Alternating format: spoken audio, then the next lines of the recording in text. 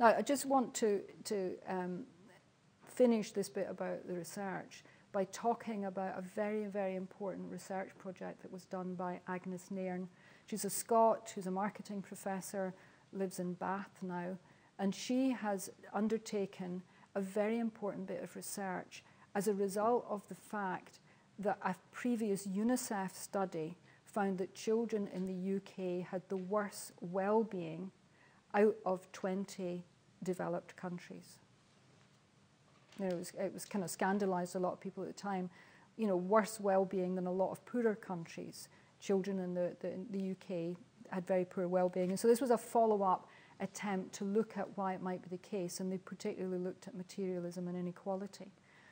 But what I want to just describe is some of the research they did, because what they did was they took Sweden, which has got very, very high levels of child well-being, and a very equal country, and they looked at Spain, which does well in child well-being but is not as equal, and then Britain, which is a deeply, deeply unequal society with poor levels of child well-being. And what they did was they contrasted materialism and inequality in the three countries. Now, they also asked the kids across these three countries a very simple question, which is, what for you is a good day? What makes you happy, basically? And what they found was across the three countries, the kids were remarkably similar in what they said. They said it was largely about being outdoors, being with friends and family, and doing adventurous, creative, sporting activities. That's what turned them on. The only exception were poor kids in the UK who often gave quite materialistic answers about being bought things. But the big difference within their study was the differences in the parents and how they saw their parenting role. So in Sweden, they believe that their job is to turn out responsible citizens. And if you go into a Swede's house, they will have their cupboards arranged in the kitchen so that these young children can put the dishes away.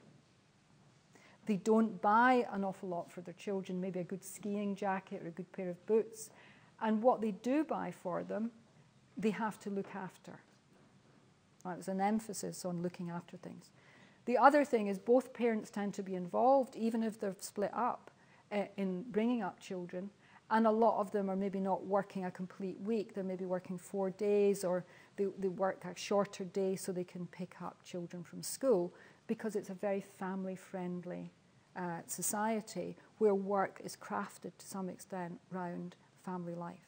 So that was the picture in Sweden. The picture in Britain was incredibly different. Agnes Nairn talks about going into the houses of parents and families. You can hardly get in the door for the amount of stuff, a lot of broken, discarded items, parents believing that it was their job to provide materially for their children, to buy them branded goods, whether it was phones or other gadgets or trainers or clothes, because they didn't want their children to be excluded, left out or bullied.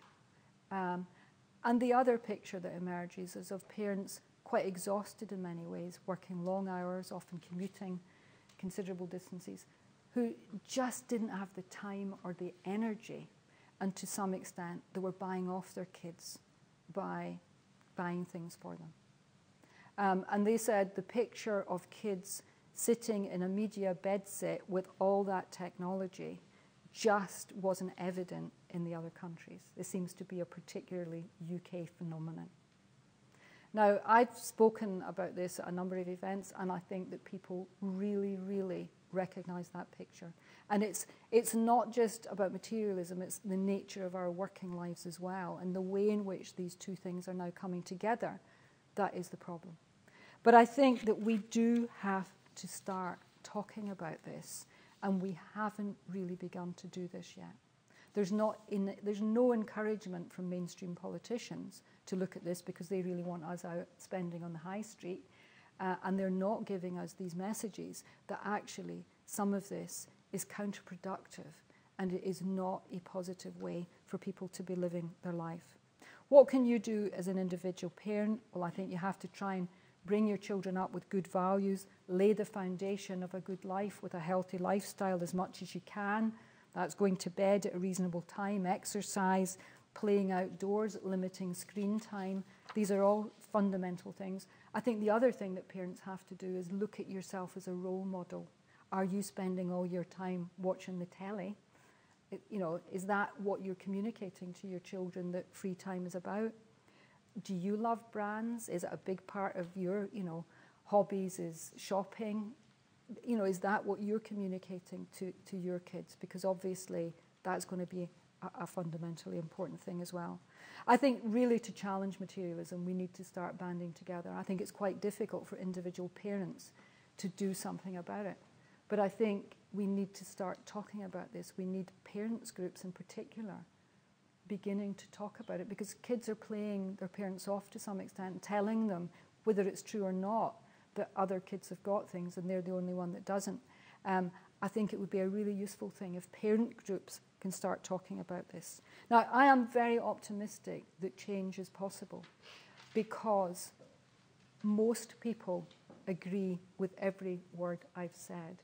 Most people know that there's something fundamentally wrong with the values that are at the core of our society. And what we need to do is just start talking about this and acknowledging it, because do not minimize the power of conversations. We are very influenced by what other people are doing, saying, and thinking.